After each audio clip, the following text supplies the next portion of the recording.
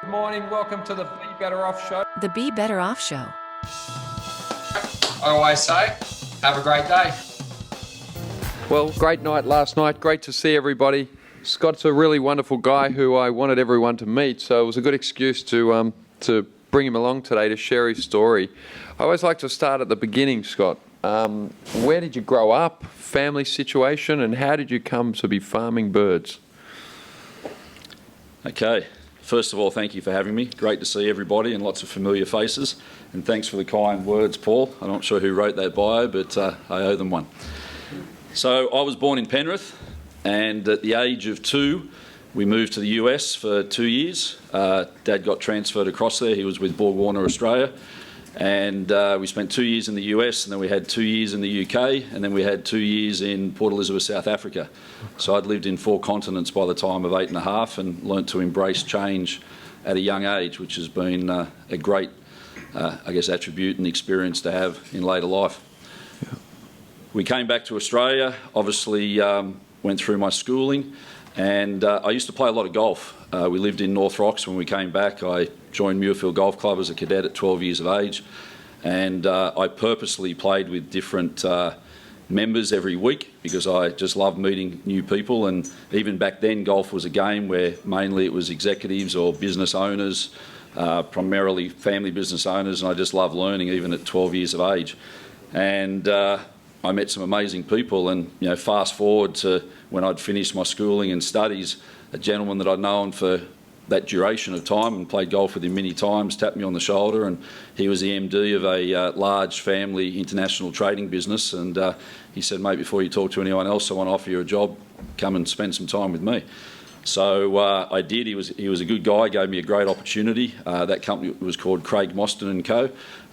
Very dear friends of mine today, many years on, and we still do business together, and they're now located in Western Australia, and they're one of the biggest firms in Western Australia and do incredibly well. And ironically, this goes back a little bit because I was lucky enough or honoured last year to be asked back to my primary school because I was the school captain. It was their 100-year celebration, and they wanted to ask me to be their guest speaker. So sitting back and reflecting on my life, because I wanted to talk about my time at the school, what I've done since. It's 42 years since I've been back to this school. And so I reflected on my entire life, and it led me all the way back to Muirfield Golf Club, where every single aspect of my life and doors that have opened have come from. First of all, this gentleman that took a shining to me, provided me my first opportunity, introduced me to international trading, which is my absolute passion. I met my wife there because she'd had a fallout with her father in a family business and left the family business and went and worked for Craig Mostyn. 2.5 years after meeting, we got married. Obviously, we built a family together. From meeting herself, I met her mother and father. They both immigrated from Portugal, came across to Australia separately. My father-in-law at 17 years of age with a shirt on his back and an empty suitcase ended up in the Snowy Mountains scheme. He was a cabinet maker by trade, but he had a real passion for hunting, and he used to go hunting every weekend. Try and wind this story up pretty quickly, but he had a fire on Christmas Eve in his warehouse. He'd just bought out his business partner a month prior. He was uninsured. Everything went up in smoke. He was devastated. He spent the next 12 months just fulfilling his orders, making enough money to pay off his debts. But he had this hobby in his backyard, aviary at Bondi Junction, where he used to raise quail and guinea fowl, and he used to process them in the kitchen, mainly for their own consumption. And he then started to do it for relatives as well. So we already had this little momentum going in this side business. He'd lost his mojo for the cabinet making because of the fire, and he decided he wanted to explore this game industry. Everyone he spoke to thought he was a raving lunatic, and how was it going to work? But the benefit of the furniture manufacturing was that he actually supplied all the restaurants, and mainly restaurants of the Spanish, the Portuguese, the Italian, and because of the Snowy Mountains experience he had, he could speak about 7 different languages, and he had a rapport with a lot of these people through years of furniture. So he then embraced them as customers as well. So the kitchen became the abattoir, the Volvo became the delivery vehicle, and this all started from about 100 birds a week. So when I met him in 1993, The business had been operating for almost 20 years. It was turning over $1 million at the time. It employed 12 people, of which 8 of them were family. And he asked me if I'd consider coming on board and giving him a hand. And that was mainly because I'd sit around the dinner table trying to wave the white flag and get them away from each other, because they were constant. Armenio's wife Olivia worked in the business. Linda was back in the business at this stage. Her brother Mark, my brother-in-law now, was in the business, and they just couldn't see eye to eye. And because I always tried to talk them through it and give them ideas and systems, over the course of 12 months, Armenio said, look, why don't you come and... I said, look, Armenio, I've been around family businesses. I've worked for a family business. I hadn't married his daughter yet, but I was engaged. And I said, look, as much as I'd love to help, I just don't think it's the right thing to do. And he just persevered and persevered. Anyway, I got married, and 2 months later I joined the business. But I joined the business on the proviso that it was only going to be for a couple of years, and that I'd come in and I'd help set up the systems and the processes and the disciplines. My father-in-law, Armenio, was an incredibly hard worker. He was very good with his hands, but he was very old school. His father passed away very early. He had a mum and 3 sisters that doted on him, and he was very, very rough around the edges, but an incredibly hard worker.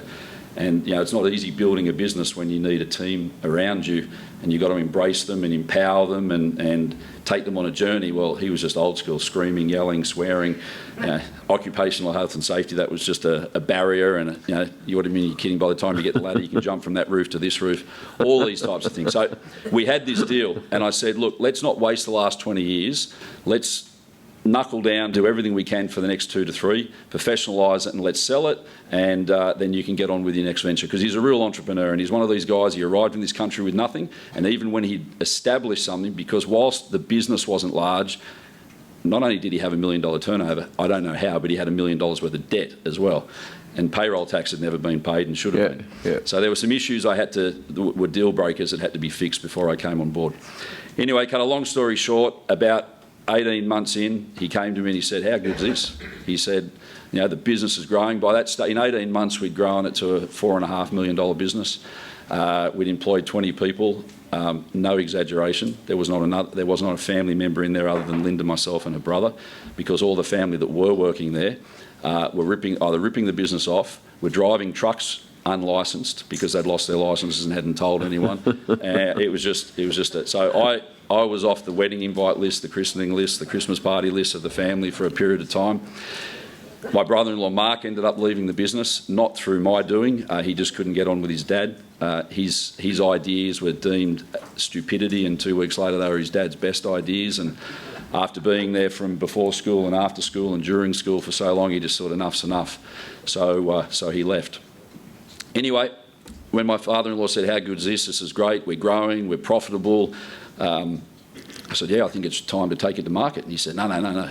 Let's not take it to market. There's so much potential here, and together we can do so much. And I said, hey, hang on a minute. That wasn't our deal. This is your dream. It's not my dream. And I should preface by saying that where I was employed at the time, I was 20 years younger than anyone else in my level of management. So therefore I saw that there wasn't going to be a lot of opportunities coming at me anytime soon. And I loved the international trading side of things, but I was running a division rather than running a business. So whilst Game Farm was a much smaller business than the division I was running, it gave me the opportunity to test my skill set. So there was a win-win. It wasn't as if I just did it out of obligation. And I said to him, look, Armenio, that's not the deal. You need to honour your deal. And he said, okay, but I just feel like the pressure's all gone. I said, the pressure's off you, but it's on me. And it's not where I want to apply my time. So he understood, and at this stage we'd also just got export licence, so we were embarking on that export market, which was where my passion was.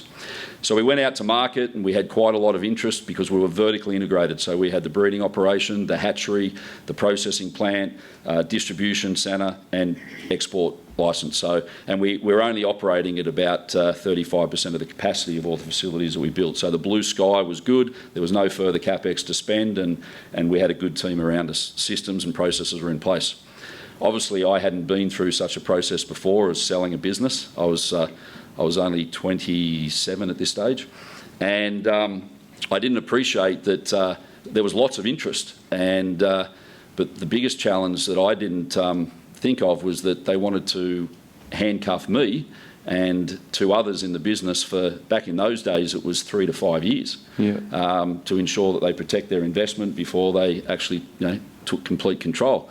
And I turned around to my father-in-law and said, hey, I was willing to take a bullet for the family, but there's no way I'm going to spend the next 3 to 5 years of my life working for somebody else, whilst I've got many things to do. And this went on. We met with other people. It was just this common theme. So it just wasn't going to work. And he said, where do we go? And I said, well, we're between a rock and a hard place. So then he threw a real curveball at me and he said, well, I understand that you can't work with me because of my ways of doing things and your ways of doing things. And I said, and I don't want to ruin our relationship because I've always been brought up to respect my elders, but there's been times where you've challenged that moral in me, and I don't want to go there. So he said, well, why don't you buy it? And I'd never thought about buying it. It wasn't my passion, it wasn't my baby. But by this time, I'd actually built a good rapport with the team that we had, and we'd achieved amazing things together. We'd celebrated a lot of wins together, and we're on a real roll. So again, this sense of obligation came to me that I just couldn't do this wrong by the people and hand them back to my father-in-law because he would have crucified them. So in April 2004, so over 20 years now, we purchased the business from him. And that wasn't without its challenges, because these conversations took place many years prior to that. And unfortunately, there was some personal issues that went down with the family that slowed things down. My father-in-law didn't appreciate that when you buy, and we bought this business at arm's length deal. We based what the valuations, what the bids that we had from third-party buyers and the structures, etc. I didn't have the funds to be able to buy the business outright, so there was an element of hurt money. But then there was vendor finance. Interest rates at the time were 8% from a business funding point of view. We paid 10%, so there was 2% on top of the 8% because it was there was no assets to underwrite it, which I was fine with. The thing I wasn't fine with is that the rent that we were paying on the core property where the abattoir was, that was basically what my father-in-law needed to live on, and it was a considerable amount of money. And he was meant to look after the upkeep and the ongoing maintenance of the site, which to this day, up until when we bought that site, he never did. So there was still friction and fraction for many years after. Anyway, we took this business within, well, as I said, in the first 18 months to 2 years, we grew it to 4.5–5 million. Within 10 years, we had it to 15 million. And at its peak, together with my Comtrade business, which I'll get onto, we had it at 30 million at one stage before I split the Comtrade business from Game Farm.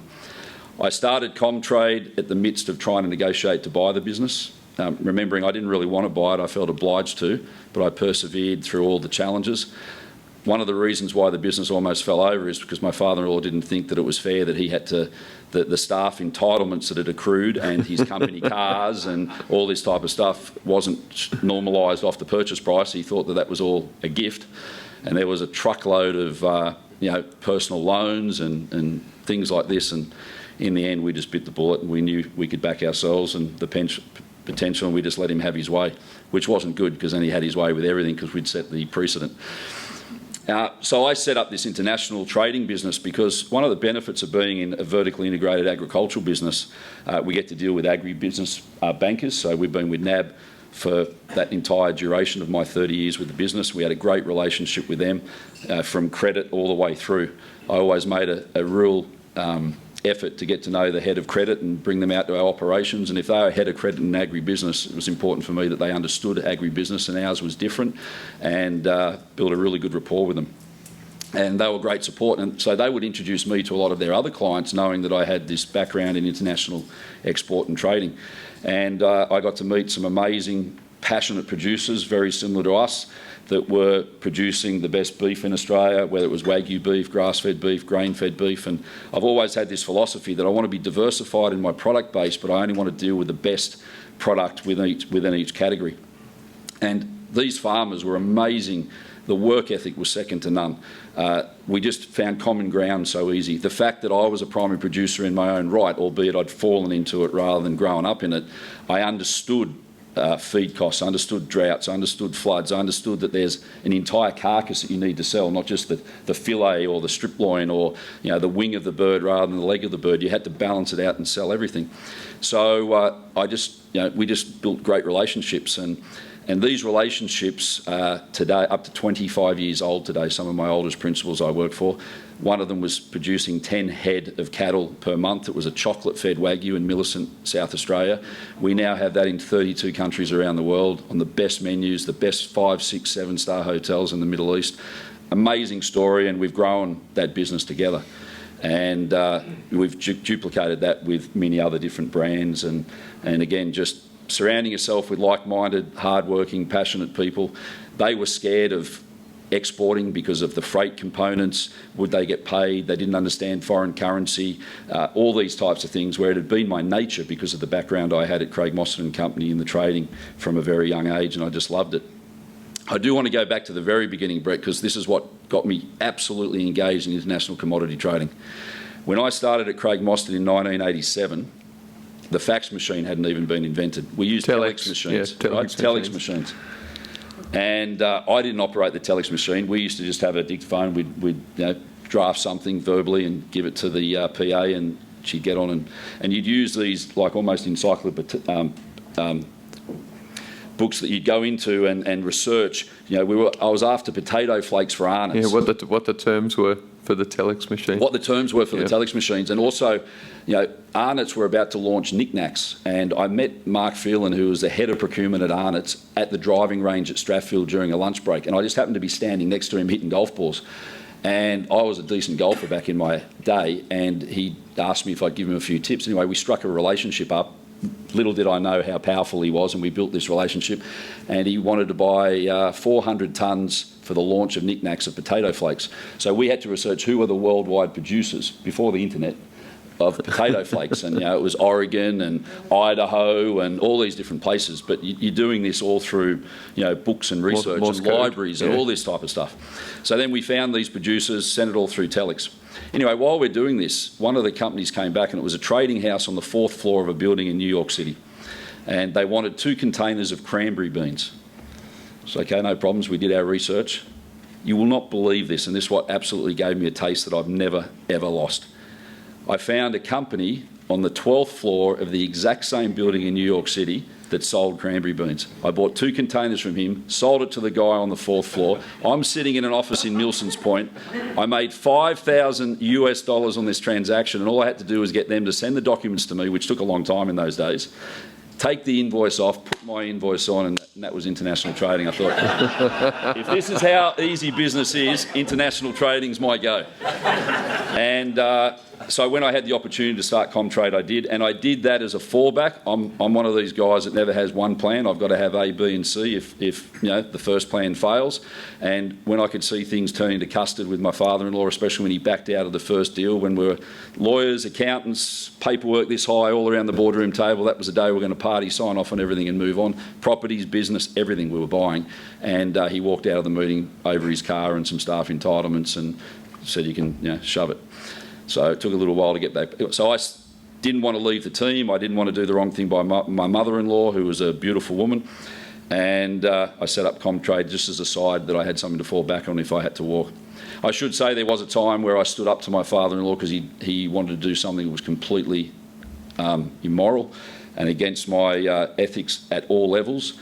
And I got a phone call half an hour later from our accountants at the time, our lawyers and our banker, saying that he'd had a call from my father-in-law to say that I had been sacked and that they're no longer to communicate with me, etc., etc. But okay, no problems. So I thought, well, I've already started. How do you go home and tell your wife that you've been sacked by her father? Because this is the beautiful world of family business. Well, no one knows their father better than the daughter. Yeah. So I really tried to keep a lot of this stress and that, because I knew exactly what he was like. Yeah. As I said, my father-in-law was a hard worker. I mean, he built the foundations of what we've turned into a great business. Without that, it wouldn't be where it is today. Some of the things that he did back then, the relationships he built, are still rock solid today. So he's definitely, left a legacy and a testament, no doubt about it. And to this day, at 85, he still flogs himself working hard in other ventures, but that's another story. In this instance, I knew that he was going to come back very quickly, grovelling to me, because, and I don't mean to be disrespectful and rude, but he left school at the age of 10. He couldn't even write his own name. So back in those days, everything was paid by cheques. There wasn't EFTs and all the rest of it, and he needed someone to help him. So, he called me 2 weeks later, asked me to see me. He apologised. He said that I was right and that he was wrong, and could I help him, because he had a meeting at the accountants today and we needed to go through all the returns and sign off on tax checks and things like that. So I did, and we moved on from there. So it's been a very interesting journey. So it is an amazing story, and when you think about I guess the early part, you took your love of golf and met a single guy, and I've known you for a long time now. You're great with people. Do you think that's the trait that's helped you so much in everything you've done? I truly do, Brett, because I value relationships. I always try and give more than I get, because I always prefer the sense that somebody owes me more than I owe them. Yep. Not that I make that public. Yep. It's just in me that I want to give people more than they feel that they've given me. So much so that gentleman that opened my career in international trading, he actually, we got bought out and he got moved on about 2.5 years in. And he went to a new company, and I loved Craig Mostyn.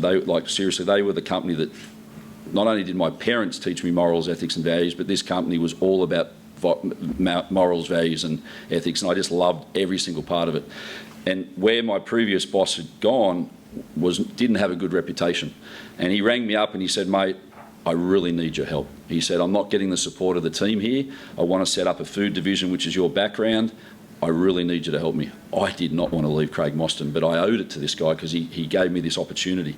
And he didn't state it that way, but I just felt obligated. So I went across there. It was the best thing I ever did, because it taught me all the things not to do in business. Yep. Right? So I got the best of the best at Craig Mostyn of what to do, and I got the best of what not to do at this other company. And in the end, we both only stayed there for 2.5 years, albeit we kicked every goal that was set in front of us, but it just wasn't a company that I wanted to be my name put to, and I got headhunted and moved across before I joined the family business. So where did that ethic of giving come from? I don't know. I just like to think I'm fair, Brett. We've all got our weaknesses as humans, and from a very young age, I identified my weaknesses, and I clearly knew where my strengths were. So every day I'd work on improving my weaknesses, and I'd leverage my strengths. And one of the best skill sets that I've been gifted is the ability to negotiate. And often people say that negotiation is just about putting yourself in the other person's shoes, understanding what they want and trying to find a common ground that's a benefit for each other, but trying to play the upper hand.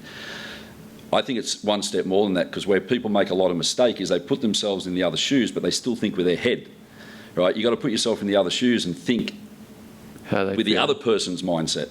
Otherwise, you're just wasting your time. And golf teaches you so much. It's a competitive game. It's an individual game. It's 90% mental, but it's the relationships that I met that have opened up every door. So absolutely, by far, relationships. And I always want to overpay those that have provided me the time. As a 12-year-old kid, who at 40, 50, 35 wants to play with a 12-year-old kid? But I just had this. I guess because we had travelled so much, my father always entertained dignitaries and executives at home.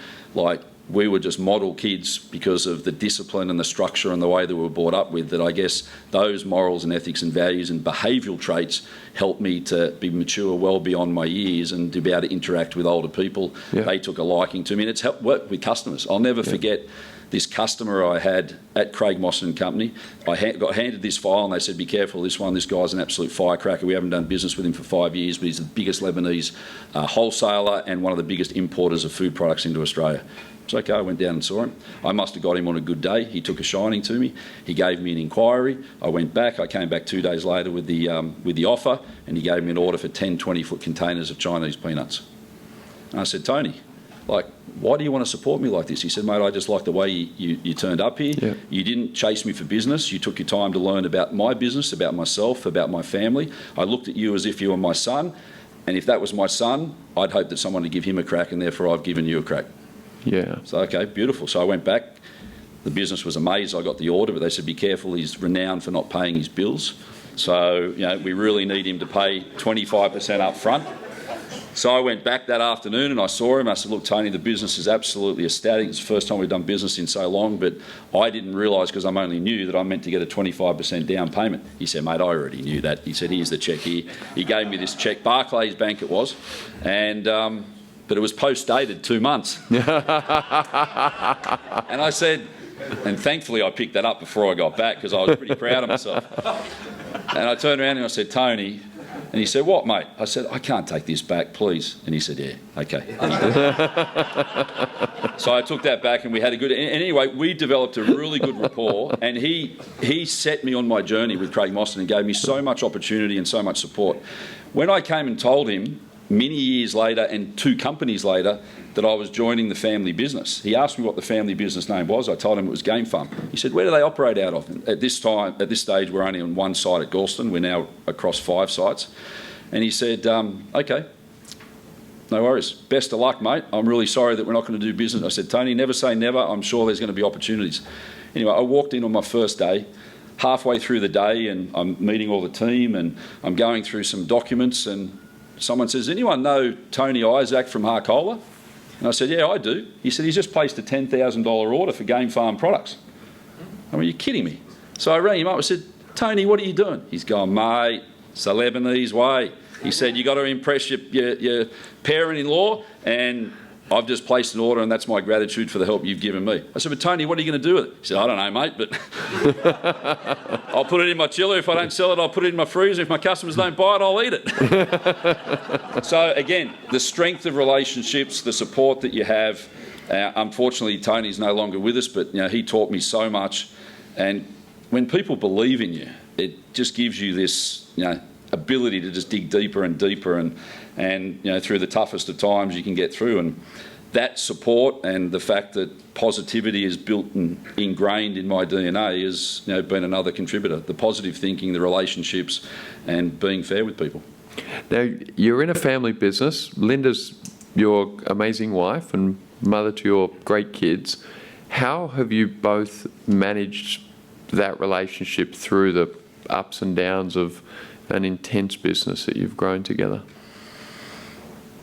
If I look back on key learnings and what I'd do differently, I've only learnt it since my kids have had kids and we've got grandchildren. And I see the relationship Linda has with the grandchildren. Linda doesn't work in the business anymore. She hasn't for 5 years, albeit she does assist with some book work with my Comtrade business. But she never had the opportunity to be a mother because we were growing a business together. I was saying out there in the foyer, and probably looks at me differently after what I told her. But about an hour and a half after giving birth to our second child, Ashley, Linda was doing the payroll on her stomach in hospital. And that was just the work ethic that we had. And we just did what we did, and we truly built this business together. No way I could have done it without her and the team that we had around us. I was just, setting the direction and getting the best out of the team and showing them the vision, but it was an absolute team effort. So it was, reflecting, looking back, they're my biggest regrets. And my mantra in life is no regrets, and that is a regret that I have because Linda didn't get the chance to be a mum. But thankfully she's a very young grandmother, and she now spends her time looking after the grandkids, and that's awesome. And both our adult children work in the business. Daniel's our eldest. He's 35 this year. He heads up sales and marketing. He spent 7 years in Woolworths before coming across to the family business, which was mandatory. We didn't want straight out of uni coming in. They had to be the best person for the job. The job had to be available. but more so than not, we wanted them to come through the trenches and earn the respect and trust, not necessarily from Linda and I, but from the team that we had in play. We didn't want our executive team to think that the kids were going to be, fast shot through the business to take their positions. They had to earn them. Daniel did incredibly well at Woolworths, getting promoted almost every year. He was from social media to marketing. He ended up a buyer, and he was there 7 years, and I just let him go on his own way because I didn't want to force the kids into the family business. I wanted them to have their own dreams and own passions.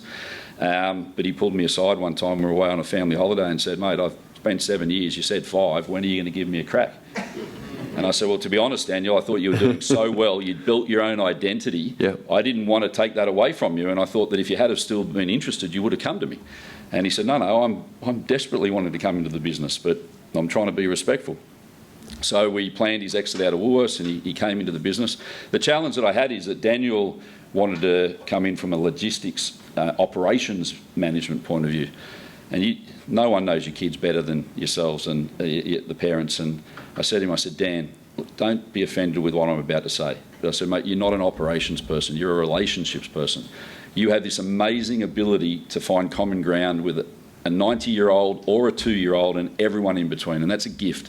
And you've got to leverage that gift." I said, "The biggest challenge we have in the business today is that I don't want to be the face of our business. I don't want to be the front of it. I like to be, setting the direction, the strategy, driving the vision through the business, but I don't have the patience." This is going to sound silly, and I hope there aren't any customers in the room, but I don't have the patience to deal with customers. Especially in a fully vertically integrated business like ours, which is 365, 24/7. There is no stop button. So I said, "I really would love you to leverage your relationship ability and become the face of our business, because every 10 years, our salespeople who are so successful for us get poached by bigger companies, and we can't afford to keep them, and it never works. You pay more, they stay once, they get poached again, they go. You just set a precedent." So I don't believe in that, and I'd love family to be there. And I said, "You think about this. You go into any customer, whether it's an airline, whether it's a hotel, whether it's a shipping company, whether it's a chain of restaurants, whether it's a Tetsuya's restaurant.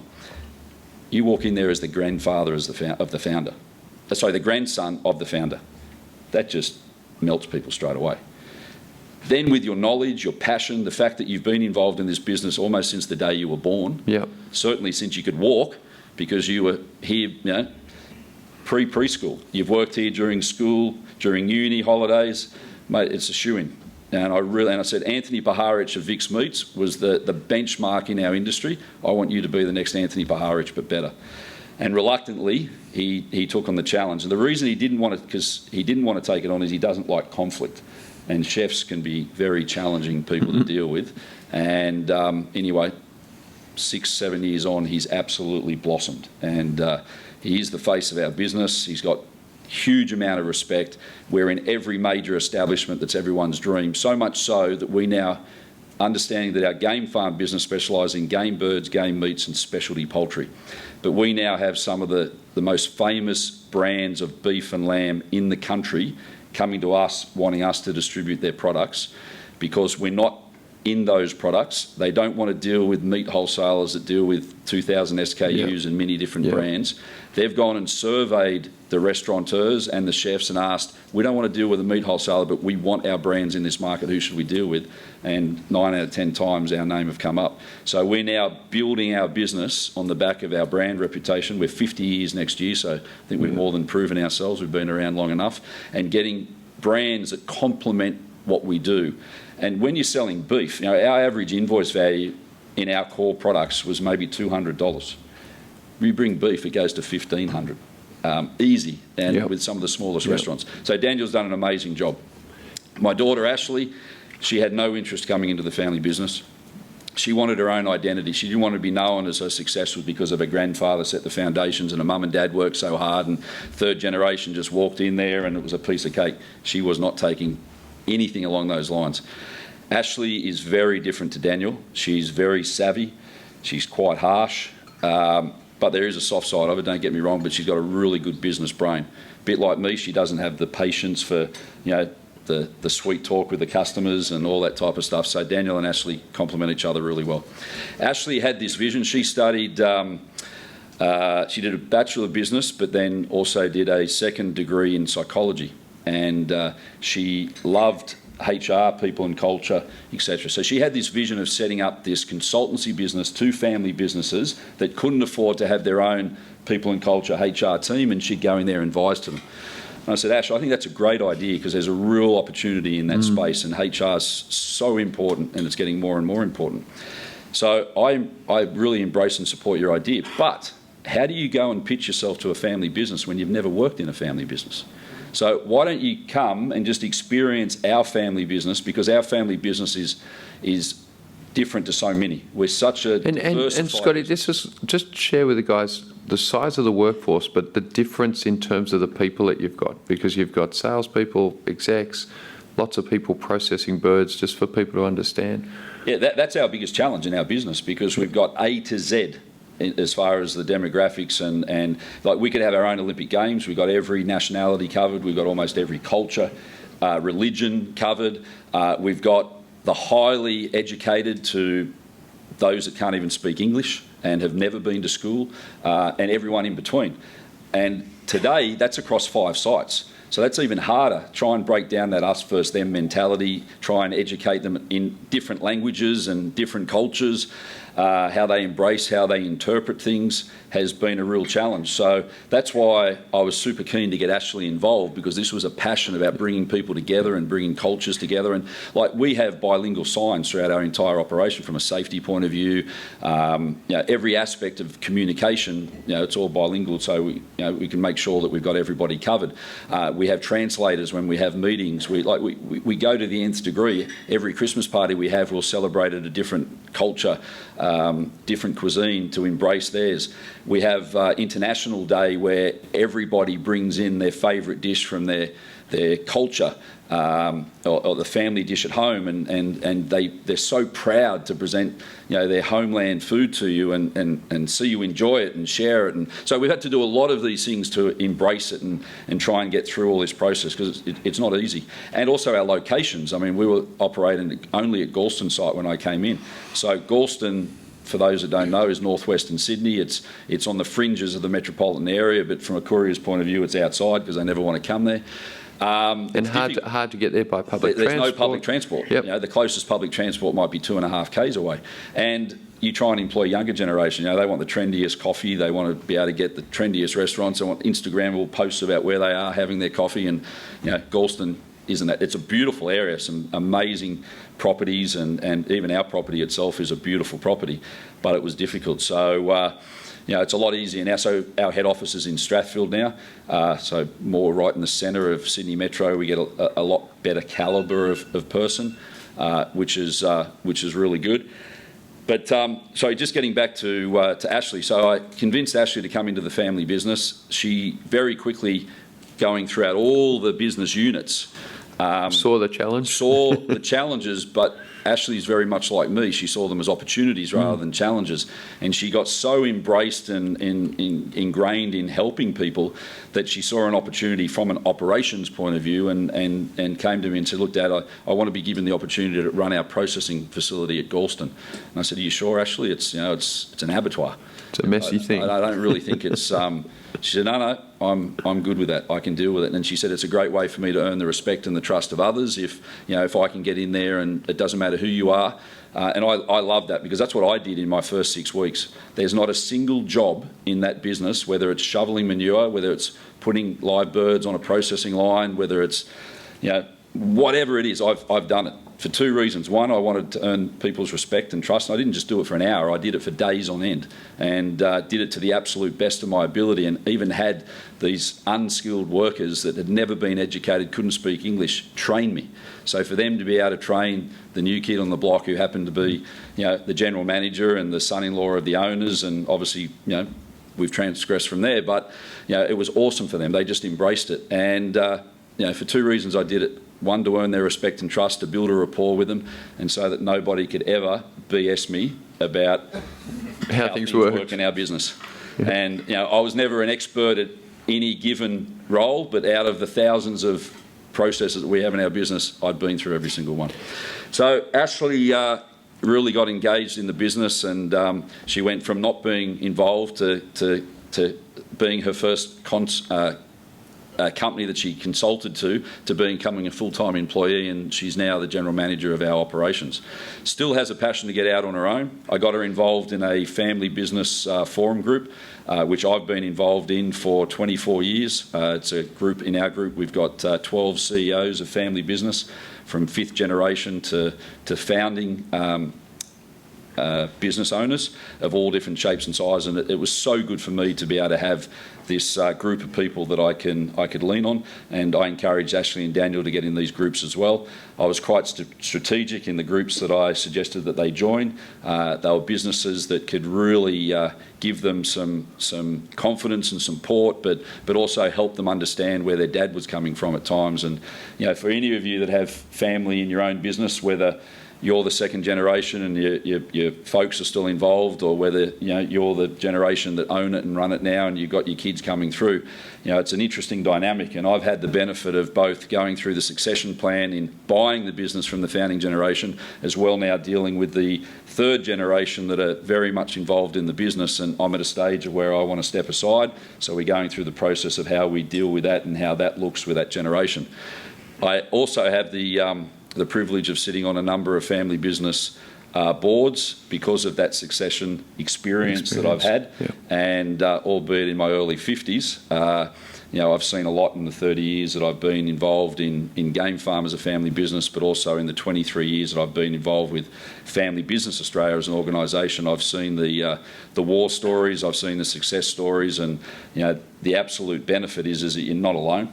It doesn't matter how big your problems are. I can guarantee you can walk into a room and your problems are insignificant when you hear others. And that's another thing that I learned. Never stress over a situation you've got. Just go out to your advisors and seek advice. Don't feel alone. Go out to other business owners that you know. Honestly, every challenge that I've ever seen put to our forum group, and we meet monthly and have done for that period of time, there is at least 2 to 3 people out of 12 in that room that have been there, done that 2-3 times over. And you learn from their hindsight. And we all know in life, the only way we learn, the best way to learn is by making our own mistakes. And I'm an absolute believer in that. You've got to let people make mistakes, as long as they don't make the same mistake twice. And that's what we lived and breathed. So yeah, both kids are in the business. We're working through a succession process at the moment. We haven't quite formulated how that looks because our industry is quite challenged at the moment. We're in the top end of town. Anyone that loves, any foodies in the room, anyone that loves eating out, a lot of the top end restaurants are struggling. Landlords are being unreasonable with their rent reviews. The costs of business have gone through the roof, and the profits just aren't there anymore. And even the best of the best restaurateurs work on low single digit returns, and you only need the slightest bit of disruption in the marketplace, and it's pretty challenging. So we're really it's been a tough 5 years, Brett. I mean, COVID was a real hit to us. I mean, whoever would have thought that we would have the world was shut down like it was? I mean, we lost 80% of our business overnight. We were booming. Business was so good. We just embarked on the biggest capital expenditure in the history of the business, which was $7 million, building new hatcheries, breeding operations, growing farms. We were about 20% in when COVID hit.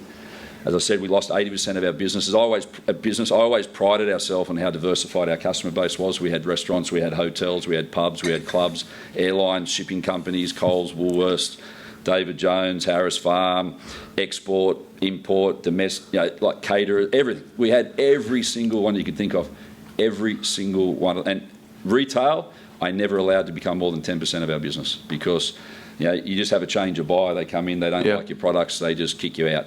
So when we lost 80% of our business, Coles were 10%, Woolworths were 10%. Well, they were probably about 16% combined. The other 4% was Harris Farm, the independents, IGA, etc., etc. And they were the only customers we had. We had 100 tonnes a week of livestock coming at us for 16 weeks because that's how long it takes to turn the tap off. We had very little income and we had full operational costs. And it was the biggest challenge I've ever faced in business. And it was the first time in my life that the negative gremlins that never existed in my head became stronger than the positive ones that I've always prided myself on. And 3 o'clock in the morning, I'd find myself awake thinking, how the hell am I going to navigate the 130 employees and their families through this disaster?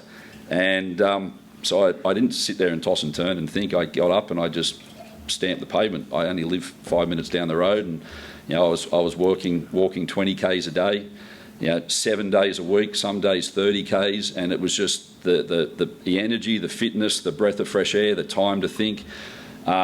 Like the Saturdays I had with you, Brett. I mean, Brett would ring me every Saturday during COVID and brainstorm with me. Where have you been? What have you done? What about this? What about that? How are we going to do here? How are we going to do that? And it was awesome. To have that support was instrumental. And some mates of mine that were in business, their businesses were booming in COVID. So they were a little bit embarrassed, but at the same time they were there to support me. And you realise the group of people, and that inspires you and motivates you. And we did everything in our power. I believe cash is king. So I told our guys to go out there and just get rid of stock. 80% of its value, get rid of it. And we went to the Woolworths basically turned around and said, give us your best offer, we'll see what we can do. Coles said, let's sit down and talk about this. The next day, Coles came back and said, we want to buy $100,000 of your product and we're donating it to Oz Harvest. There's a lot of people doing it tough. And they did they filmed the whole process of the order being packed, loaded on the truck, being delivered to Oz Harvest. The most embarrassing part of all this, they made it out as if Game Farm donated the product when we didn't. Coles paid full price for that product and donated it to Oz Harvest. That afternoon, the COO of Coles got on to, it was 12 minutes past 6, prime time Channel 9 News, and was interviewed in one of their stores. And he finished the 5-minute interview by saying, we're all locked at home, we're all wondering where life's headed, but can I encourage you to come out to your local Coles supermarket, challenge yourself. We stock Game Farm quail, Game Farm spatchcock, Game Farm duck, Game Farm corn-fed chicken. Come and buy some of these products, maybe products you haven't tried before. Go onto the Game Farm website, have a look at the recipes, go home and try something. Like beyond me, I hated retailers because they used to bully us and Woolworths continued to do so, but Coles were just unbelievable. So very quickly, our retail business became 50% of our business. So we'd lost 50% instead of 80% of it. But because none of us had been through a pandemic before and we had no idea where the government was going, and we certainly didn't expect the government to come with the level of handouts they did, we went out there and quit our stock and turned it into cash. Because the other foresight that I had was that we weren't the only primary producer that had this problem. Australia was going to run out of freezer space. So it's one thing processing a product that you don't have a sale for, but it's another thing processing it and putting it in the bin. And that was the alternative if you couldn't sell it because there wasn't any space. So we quit most of our stock and turned it into cash, as I said, albeit at a 20% gross margin loss.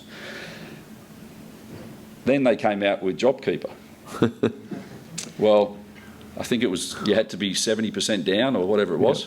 Well, we weren't because we'd sold all this and it was based on sales. It wasn't based on profit.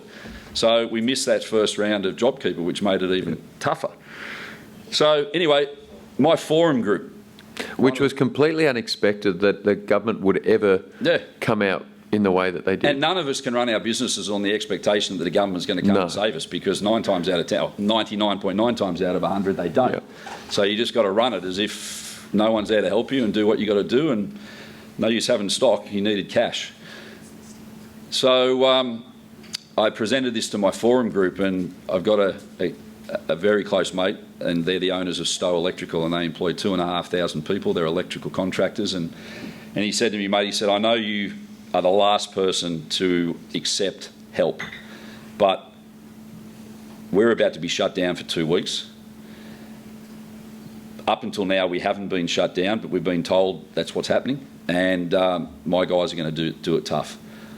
Any chance you can do me a favour and put together care packs?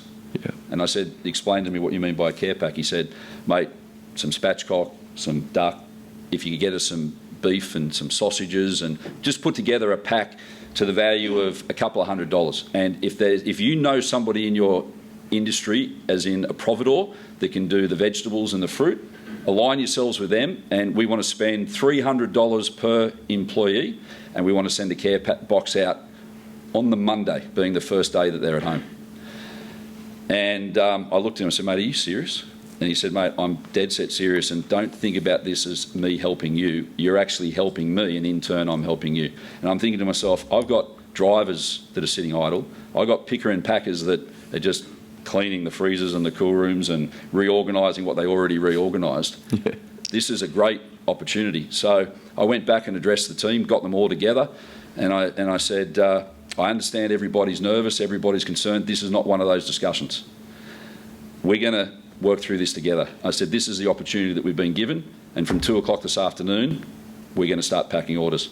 I spent the next week on the production floor with them, rallying them. We had the music going. We set up a production line, and every 10 minutes we found a better way to do it, and it was awesome. And we smashed out all these orders. We delivered these orders, and we only serviced New South Wales and the ACT. And then we distributed some to a distributor in Victoria, but it was very hard in Victoria to get the stuff. It was too costly for Stowe with all the distribution, so I actually ended up aligning them with similar businesses like ours that they could support, that could do a better job, more cost effective. I'd rather the $300 go to giving the staff, their staff, the most amazing experience. I then said to Chris, I said, mate, how about not just do this, how about we run a competition?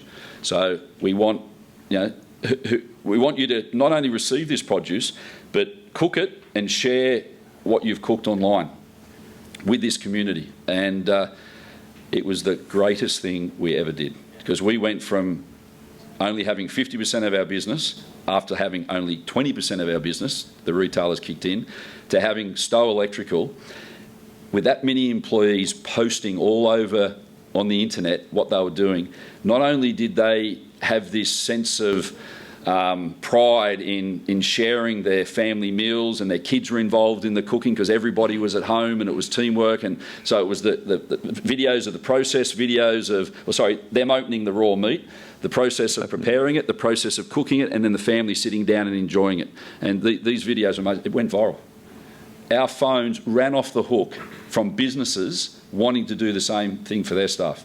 Kelly+Partners, again, it was a great support, Brett. And we sent them out to everyone, and the feedback we got from our people was amazing, because we wouldn't have thought of it, and none of our people would have thought that we would have thought of it, and they would have been right, because we wouldn't have thought of it. And it was amazing. So you can imagine all these people sitting at home worrying about when their next paycheck was going to come from. Were they going to get their job back? And suddenly we found a way to keep them embraced. And these boxes that we sent was enough for a family of 4 for 2 main meals a day for 7 days. So they had 7 days of just cooking and collaborating as a team. And Scotty, we sent them to everyone. So there were many people who were either living by themselves, who were lonely, or there were people who were just a couple. And they said to me the food lasted weeks, which is amazing. Yeah, so it was an amazing, and suddenly we were back in business. And not only were we back in business doing right by our staff and by our brand, but we were helping out so many other businesses, help out their staff that were concerned about where things were going. The other thing that we did, a young Nepalese sales guy came to me and he said, he used to call me boss. I used to hate it. It didn't matter how many times I told him my name was Scott. He said, boss, I need your help. And I said, what can I do for you? And he said, all these chefs, they've lost their jobs instantly. They've got no direction. They haven't even got the pay that they were owed. They've just been stood down indefinitely. And he said, mate, you know what chefs are like. They live from week to week. And he said, what can we do to help them? And I said, well, give me an idea. And he said, how? And this was before the care boxes started with Stowe. He said, can we put together a box? Like, we've got all this stock coming at us. I know it costs, it's not a false economy. It's cost. But can we put together a care pack for these chefs? And I said, mate, that's a great idea. Hand on my heart, never in a million years did we do it because we wanted to have the upper hand and have them feel like they owed us something. We did it because these people have supported us through thick and thin, and we wanted to support them through one of the toughest times.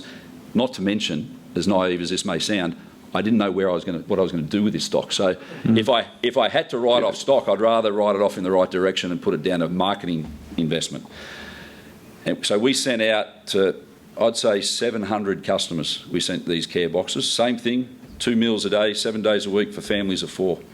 The interaction, the collaboration that we got was unbelievable. When COVID came out, we had, because of the 16 weeks of 100 tonnes a week, we'd only sold what we already had in freezers and cool rooms before that happened. So we had the biggest stock levels we ever had in the history of the company. And and chefs usually wouldn't buy frozen product, especially the high-end chefs that we deal with. These chefs came back, and if we could have sold them tables and chairs, crockery and cutlery, they'd have bought it. Ice, they would have bought it. And they cleared all of our dead stock at full prices within 6 months. So doing good by doing good comes back 10 times over. And yeah, so getting back to the story with Stowe, this is another area that we had a challenge. Every other electrical contractor in Australia wanted to do what Stowe was doing. And I wouldn't allow it to happen. As much as we needed the business and I wanted it to happen, there was no way I was going to encroach on this brilliant idea that Stowe had come up for there and make it an industry supportive thing. I wanted this exclusive to Stowe so they could own it. Even though Chris rang me up and he said, mate, you're nuts. What are you doing? I said, mate, I know you didn't ask me to do this, but to me, this is the right thing to do. You've stuck your neck out. You've invested this money. You should have seen it. We took a picture of it. There was 28 pallets, 1.8 metres high, straight down our production thing. The most amazing picture we've ever taken, and that was the day we were loading out all the Stowe delivery. So you imagine the uplift that gave our entire team and our business, and then what we did with the chefs, and then the Kelly+Partners. And so then we just started targeting other industries. So anyone that called us from a non-competing, non-conflicting industry, we just embraced it, and we moved on and worked our way through it. So it was, you live and learn, and even in the deepest, darkest moments, you think, how am I going to dig myself out of this? And if you dig deep enough and you just believe in yourself and you surround yourself with good people and great advisors that, and I'm sure most of you people in the room that were in business or clients of Kelly+Partners during COVID, the processes that you sent out so quickly, how you can assess your business, how you can look at different aspects. Like, we didn't have to recreate the wheel. Every day we were getting templates we just had to populate. And it was it was amazing to see in our business that was our teams getting together, working together for the clients. And it was one of the best things I've seen in the history of operating our business, was how our people just thought about the client and got together, and we ran a group every day, because every day they were putting out new things. So we were meeting in the morning, meeting in the afternoon, working on processes, getting them out to the clients. The amount of clients we got from clients who were like, oh, my mate's in the same position but hasn't heard from his accountant. We got hundreds. At one point I counted over 400 additional companies in about 6 weeks, because their accountants didn't send them anything, or couldn't explain it, or wouldn't explain it, or wouldn't take their call on a Saturday, or wouldn't call them at night. So, it's interesting how very difficult times can show you so much about yourself, about your team, about your business, about your clients. I really want to thank Scott for his time today. The group that we're pulling together here, I wanted you to meet Scott. He's a really tremendous person and great in business, as I think you can all tell.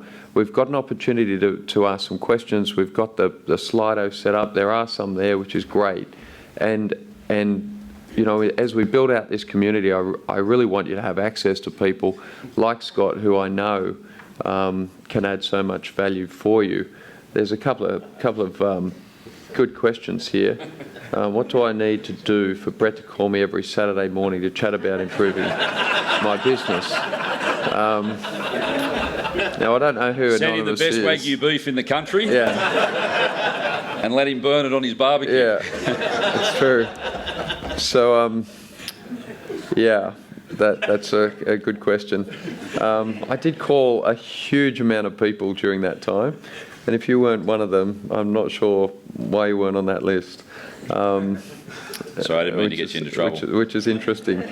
My wife actually accused me of what was going on between Paul Cookter and I too, because she reckons I was spending more time with him and talking to him than I was with her. So that was another challenge. That's true. But, and I think Paul moved on last night to who was next to you last night, Paulie? Not allowed to say.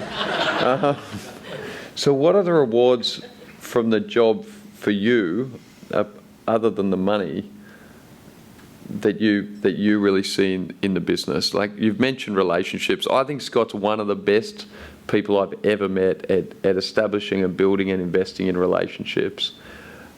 I think you've shared a fair bit about that, but what do you I see now the kids coming through. I think it's incredibly rewarding. I've seen so much. How do you think about it? I mean, this is going to sound like a cliche, and but I have never in my entire life chased money. And I truly believe that anyone that chases money will never succeed to their absolute full potential. I've always embraced what I do and given it 120%. And one of my weaknesses is I burn people out because I've got such high expectations of myself. My expectations on others are unreasonable.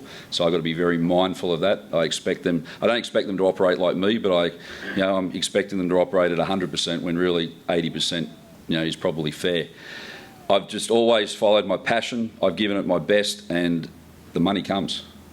Anyone that I've spoken to that has failed in business has failed more often than not because of their desire to chase money. So the money is the byproduct. This is the cliche on the bit that some people can roll their eyes at. The money is the byproduct of doing what you love.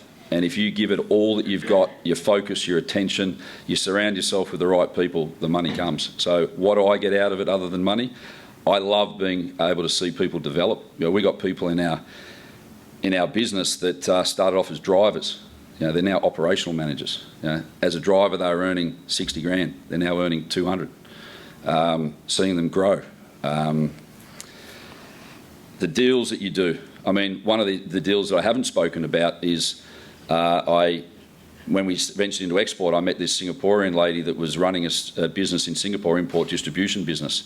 And I met her at a trade show in Singapore, and she said, "Look, we'd love to represent your brands. What can we do? What can we do together?" So I went and visited a facility. Everything looked great. Gave them an opportunity. 2 years later, business was going really well. She introduced me to a mum and a sister that owned a business in Hong Kong.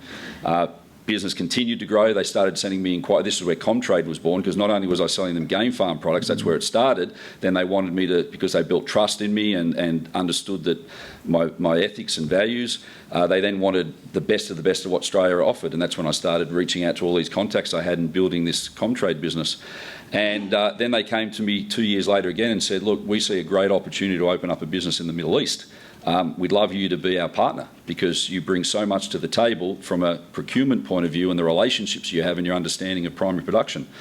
And this was back in 2002. So Dubai was very underdeveloped at that stage. We went to the Middle East. We did 12 months of due diligence. Cut a long story short, 15 years later, we had an amazing business. I was a third partner in that business. They were my biggest customer. Singapore was my second. Hong Kong was my third. So not only was I a shareholder, I was dealing with two very, very driven female business people. So it just gave me a great insight to how women think, and quite often and not, it's different to men, but it's so important and critical what they bring to the table.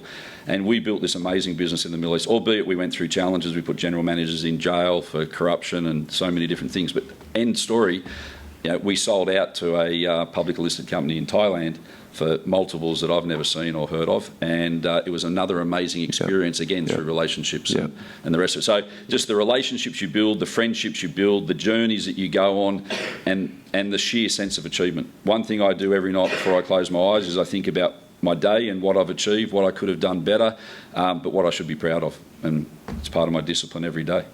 Other than the number one rule, and people laugh at me when I tell them this one, the number one rule I have for myself and anybody that asks me my advice is the most important thing you can do every day is when you get out of bed, you make your bed and you make it with pride. It gives you a sense of purpose and a sense of achievement from the very minute you start your day. And that's something I've done every day of my life. It's a great call. Now, a couple of great questions here. Best things you've learned from your father-in-law, and another one similarly related, best time to implement or document a succession plan. Best things I've learnt from my father-in-law. In some ways, and I say this with all due respect, how not to do things.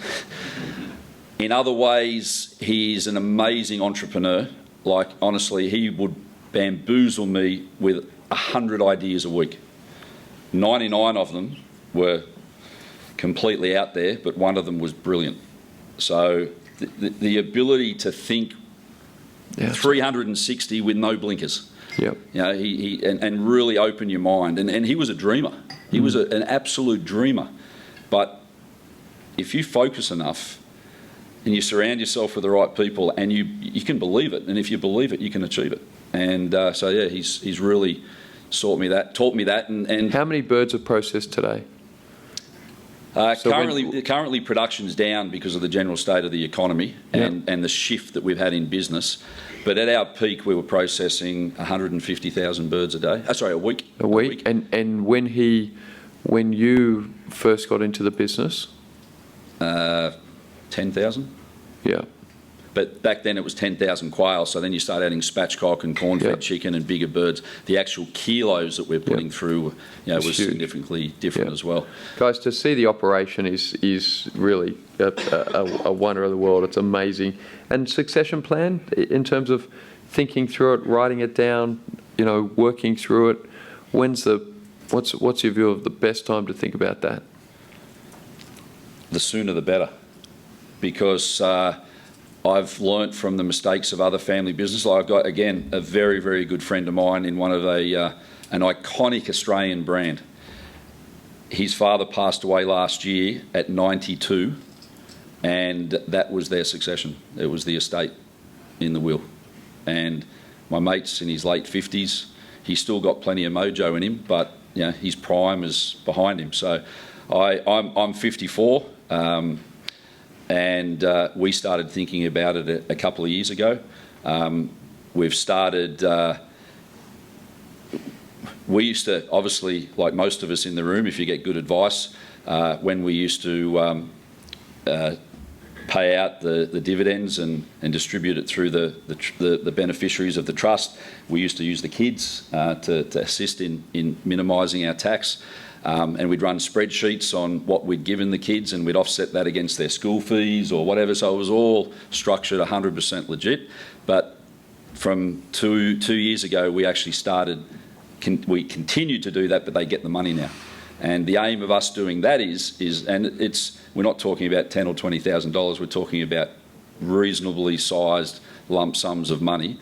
And we started off smaller and built up. And Linda and I want to see how they deal with it and how they spend it. Do they just go on holidays? Do they buy a new car? Or do they, put it towards, investing and paying down mortgages? We have helped our kids, I'm not going to lie, in the sense that we were the bank of mum and dad until they got on their feet. But that was only because we could see where real estate prices were going. And if we had waited until they could afford it, they wouldn't have afforded it. So we got in there and bought them their homes. And without us asking, when they got to a stage of where they were married and both of them were employed, they went out and saw mortgage brokers, they got mortgages and they paid us back less the contribution that we said was a gift, and they run mortgages today. Because I'm a firm believer, even though it's not necessary for them to have mortgages because we could have helped them, what's that teaching them? So there's constant succession happening all the way along in training them, in managing them. We all went, most of us went through it. We all, I remember the first property I bought I got a company car at 18. So what I'd saved up to buy my first car, my father forced me into buying an apartment in Parramatta. And interest rates were 15.5%. My dad convinced me to lock them in for 5 years. I didn't know any better. My dad was so risk adverse. He said it could go to 18. Let's just lock it in at 15.5. You know what you're in for. Well, by the time the 5-year fixed loan finished, it was like 7.5%. I actually made more. I actually sold that unit and I invested in Telstra One, and I made more money in a month in Telstra One T1 shares than I did in 5 years in this bloody apartment. But anyway, it was another story. But it taught me that you've got to teach them from a young age and manage that succession, because if they inherit the business on your passing, without having been through a journey of managing money and reasonable sums of money and taking responsibility and being in a position where they have to say no to certain things because they can't afford to do it, you're not being a good parent, in my opinion. So we've taken them through that journey, and so far it's been working really well. Paul, again, is great. At the time that he spends with them, like they don't come to me for advice anymore, because I just tell them, hey, you've quite often told me that, Dad, you don't quite understand, or Dad, how would you know? So, okay, fine. Go and speak to Paul. And just for everyone to hear, like a lot of what we are doing as partners these days, I've got a number of very large family groups where I did a catch-up a few weeks ago, I think Ada was there, where the mum and dad are in their early 70s now. They made a time, we got on Teams, they said, Brett, you need to tell our son A, B, C and D. what do you think about that? I said, I agree. They're not listening to us, so can you make that call? I had a meeting with the son to say, it's probably not great for your parents to give you a $10 million block of land, because they'll have to do that for the other 3 children, and they don't want to do that. And that's something we're doing a lot of, and it just changes the voice, same message, and it's pretty helpful. So. It is so powerful. You just learn so much about your kids, and you give them that level of independence, you give them that trust and that respect.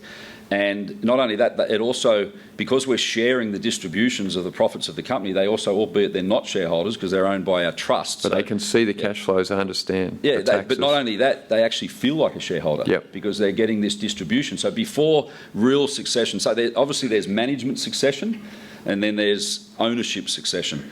But that buys you some more time whilst you're taking them on this journey. Yep. So to me, succession starts as early as you possibly can make it, because I also want to be around to be able to mentor them and guide them. I had 1 foot and 1 arm out of the business before COVID. Obviously COVID hit, I had to jump back in there because my kids hadn't been through that, the executive team hadn't been through that. The other thing that I did with the kids is when they came on board, and I learnt this from Brett, I paid them about 60% of the market rate to come into the business. Now, that's because I wanted my executive team to see how hard they worked, the skill that they brought to the business, and how poorly they were paid. Linda and I personally were topping them up, right? But my executive team didn't know that, right? So it was a great way for many years for my executive team to have the utmost respect. It got to a stage where my CFO came to me and said, Scott, got to pay these I love guys. working with you. You are so fair, you're so reasonable, but the way you treat your family is like, how can they survive? And I said, well, Beata, I said, you make the call. I said, do you really think that as a father that I want to be setting my kids' remuneration? You're the CFO, you deal with it. And I said, whatever you believe is fair. You don't have to come and ask me my permission. You do what you think is fair. So then I empowered her. She went out there and she did all the research, and she came back to me again. She said, I've done my research. This is what they're earning. This is where they are. She said, Scott, it's like a third. I said, well, why don't we start with double? and we've worked it. So it worked an absolute treat. Now, honestly, I'm no magician. I'm not the smartest guy going around, but I've surrounded myself with people much smarter than I am, great advisors, great people in family business networks, the forum group that I have monthly with great facilitators. I've met some of the most amazing, most successful business people that have ever stepped foot in this country and around the globe.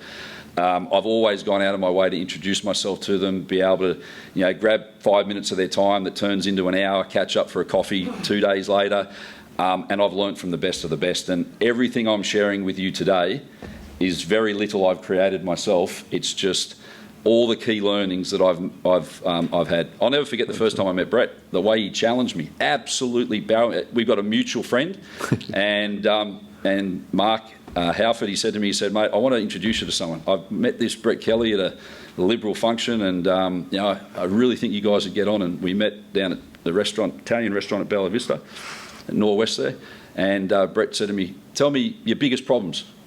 So I told him, and he had solutions for it. Brett, you don't understand.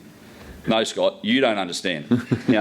Stop putting barriers in front of yourself. Stop doing this, stop doing that. And I walked away from there and I said to Brett, Brett, I love meeting you. This has been awesome. I love being challenged. I actually have so much more respect than someone that challenges me than somebody that just tells me what I want to hear, because I don't become a better person by being told what I want to hear. But I said to him, mate, I wouldn't be where I am today if it wasn't for the account that I'm working with. I owe him so much for the journey he's taken me on. I said, but if there's ever an opportunity, you'd be the first person I call. And about 3 years later, my accountant decided to semi-retire. And when I said to him, I said, well, mate, I'm not happy with that. I said, who am I going to deal with? And he said, oh, you'll deal with both. I said, mate, all due respect, I don't want to deal with them. I want to deal with you. And he said, mate, my time's come. I said, okay, I respect that, but you've got to respect after being together for 20 years, I need to move on. And the next call I made was to Brett. And the reason I made that call was for what I just alluded to there. How often would you find an advisor that's so critical in your business that is willing to challenge you so much that you're almost ready to tell him to go fly a kite, right? So what that proved to me is that Brett doesn't want your business just because he wants your money. He genuinely wants to make you better off. And if he makes you better off and takes you on a journey through the team that they introduce you to, and then not only that, introduced me to Trent and the private wealth team of Kelly+Partners, which is an absolute blessing because I've been with Morgan Stanley for 25 years and all they can do is offer me equities. And the diversity of our investments now that we have, I've learnt so much more again, and it's just been an amazing journey. But every single day I get challenged. Those Saturday mornings, they weren't friendly conversations. Brett had me under the pump, right, with ideas and thoughts. And the same with Paul. They were tag teaming with each other. They weren't going to let me go. So to me, I value that because they weren't after my money. They genuinely wanted me to be better off. And as a result, we are. I appreciate that, Scotty.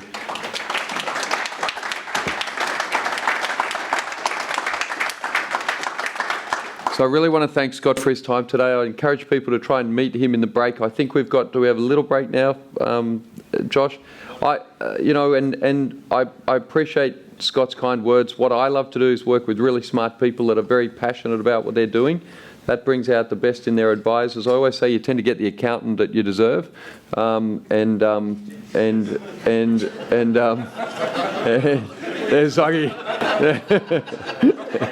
and look, it makes our life much better, and business is just one part of that. So I really appreciate it, guys. Let's have a break. Thank you, Scotty. Thank you. Thank you. Sorry, Brett. Just before we go, and I know this has probably gone over time, but I was actually meant to talk about health rather than business today, right? So I do have something I want to leave with you all because it's just an absolute commitment I've made to myself. 18 months ago, completely out of the blue with zero symptoms, I was diagnosed with cancer. And it absolutely shocked me. And the first thing that came to my mind was, oh shit, this isn't good.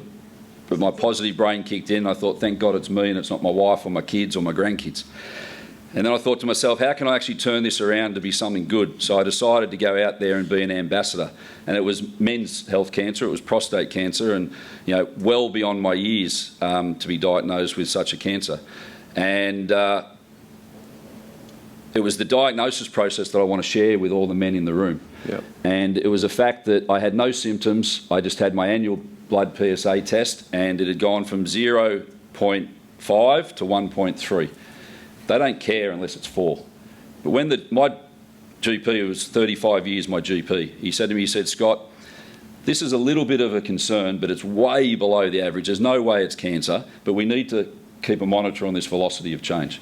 My business principles is kick straight into gear. And I said, mate, it's nearly more than almost tripled in 11 months. Like, we need to dig deeper. And he said, mate, I think you're overreacting, but I'll introduce you to a urologist. Thankfully, a very good mate of mine lives next door to the best professor of urology at St Vincent's Hospital. He got me, we all know it takes 8 weeks to get into these guys. I was in there at 9 o'clock the next morning. He looked at me and said, mate, you got nothing to worry about. I'm telling you, 30 years of doing this, it's not cancer. And I said, well, mate, what would you do if you thought it was? He said, I'd do an MRI. So I want to do an MRI. He said, mate, you're wasting your time. I said, Dr. O'Neill, I want to do an MRI. So we did the MRI. They found a lesion. He said to me, mate, I'm telling you, even though they found that lesion, it's not cancerous. It's impossible. It can't be. And he said, and even if it was, prostate cancer is a slow-growing cancer and we'll have time. So I said, well, what would you do if you thought it was cancer? And he said, we'd do a biopsy. This was on the 23rd of December. And he said, mate, I'm not doing a biopsy. He said, that's invasive and it'll muck you around for a month. So, mate, I'd rather be mucked around for a month than have a regret, and my mantra is no regret. So if I'm in business and I have a whiff of a problem and there's principles that show me that there's a problem because something's tripled in a period of time, I said, I scratch the surface, I find a problem. So I want a biopsy. He said, you go away for Christmas, because I was off to New York for Christmas and New Year with a bunch of mates. When you come back, we'll see. And I said, when do you come back from holidays? He said, Monday the 16th. I said, do you operate on Monday the 16th? He said, yep. I said, well, book me in.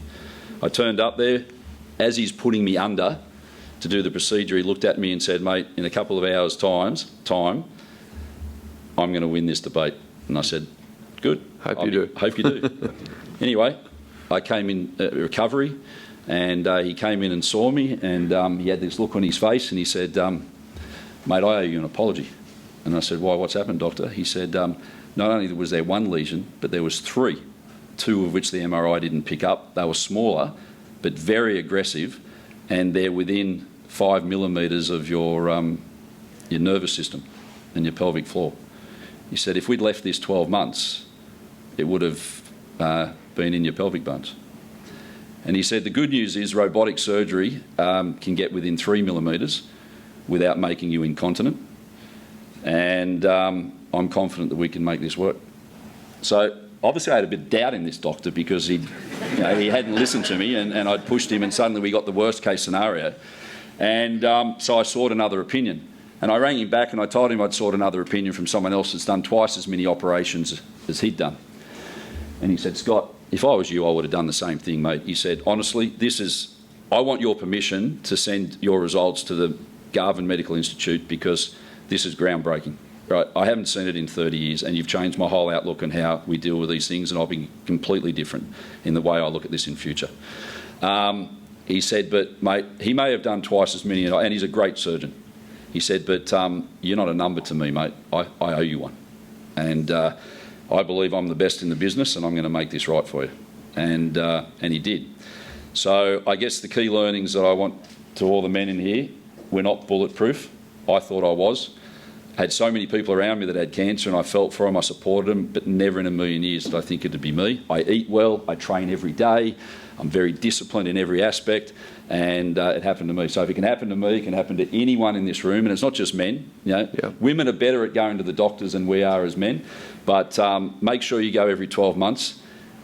Even if your PSA reading is low, only focus on the velocity of change from one year to the next. So never leave the GP without asking him to print it out and give it to you. And it will always have your prior tests and your current tests so you can benchmark it yourself. GPs are so much under the pump that they don't have the ability to keep up to speed the way they should. I mean, they're like an accountant. Things change. And we need to rely on our GPs and our accountants and advisors to keep up with the latest information to provide us the best advice. And that's what happened. So please learn from my experience. I've gone out and I was amazed. Not my closest mates, but the next tier of mates and acquaintances, and spoke about my story. And I found 2 others out of 20 that had been through prostate cancer and never said a word. I had no idea. They were embarrassed, they were ashamed, they didn't want to talk about it. And I thought, screw that. If I've got to go through what I've had to go through, I'm going to make it for the better of good. And I've probably told, I'd say 100 people this story now, and I've just added quite a few to that. And out of those 100 people, I'd say that 60 of them were shocked, went and got tested, and out of those 65 have been diagnosed with a form of cancer that they had no idea they had. 3 of them with prostate, 2 of them with bowel cancer. One of them advanced bowel cancer. He had pains, he had all the symptoms, but he did nothing.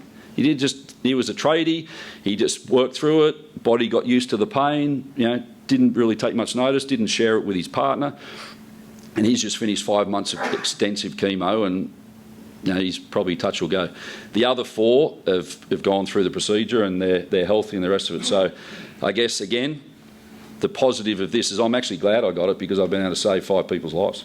And hopefully by sharing this story with you today, I can save a few more, because the stats are pretty high. So true to my word, we said it was going to be about health. Absolutely. I'm sorry to take this on a little bit longer, but I felt bad because I hadn't asked. That was the most important part of what I wanted to share with you. And guys, it's a very important story. Our business supports cancer schmancer as well in the US. Fran Drescher, the nanny, had a similar situation. She had pain. She went through 8 doctors. The last doctor told her she needed a psychologist. Often women with, and my wife's very strong about this, in particular women when they have these health issues are told that they're emotional and need counselling. Anyway, she finally found a doctor that took it seriously, found that she had advanced cervical cancer, had a radical hysterectomy the next day and started a cancer charity. My daughter had a heart condition. She was in hospital, premature. My wife had a similar congenital heart condition, and we had said to the doctors, we can see she's in neonatal intensive care, we can see her next to the other kids. And my wife was like, there's something wrong with the heart, you can tell by the DSAT. And I literally had a doctor come to me and say, look, I think your wife has, PTSD from her own medical condition. She needs counselling. She continually harasses us about the state of Audrey. We took Audrey home. About 7 weeks later, she went completely grey, collapsed on the floor as a, tiny 7-month-old. We called the emergency, the ambulance. The paramedics came in. An older paramedic just grabbed her, knew exactly what it was, stuck her head in ice water, revived her, took her to the hospital, and he walked in, found that doctor and poked him in the chest and said, this child's got a heart condition, now you work out what it is. And we went through test after test until they finally, she got big enough that they could diagnose what it is. So we all have medical professionals, we all have accountants and lawyers, and professionals will give you advice which you should listen carefully to, but your intuition is almost always right. And if you're not 100% certain, no professional should ever belittle you for asking another question. And you should ask another question, and you should keep pushing until you get an answer. So I really appreciate you sharing that today, Scotty. And it was a reason that I got Scott to share today, sort of under the topic of health, because without your health, you don't have anything much. And so it's a great story, and I know it'll make a difference. So Scotty, thanks for your courage in sharing what is a huge story. Thank you very much. Thanks for having me.